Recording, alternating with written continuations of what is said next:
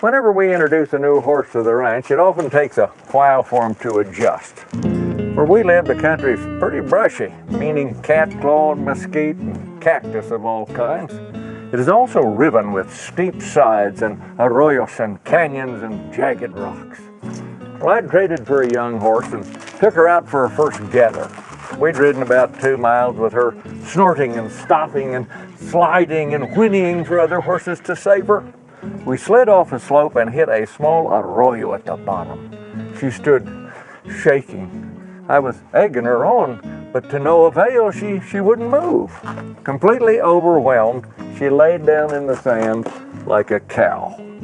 Well, I sat still in the saddle with my stirrups on the ground, and we had a short conversation, about a minute, I guess, and then she took a deep breath and rose to the occasion.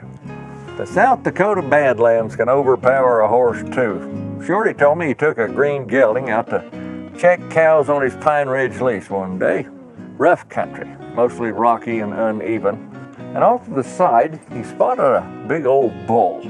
Well, Shorty decided to push the bull on down the creek.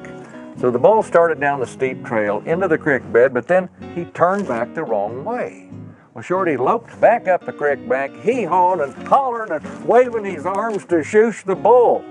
But all the hoopla spooked the horse, who jumped the bank and landed a straddle of the bull. Well, the bull let out down the creek, the horse rolled off the bull, and Shorty rolled off the horse. Well, the frightened horse climbed the bank and took off.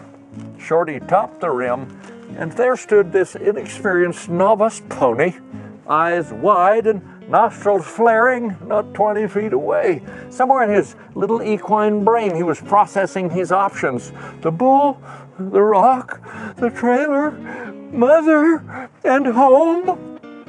Not having any experience in his young life to compare this to, he actually walked up to Shorty, who touched the side of his face and sighed.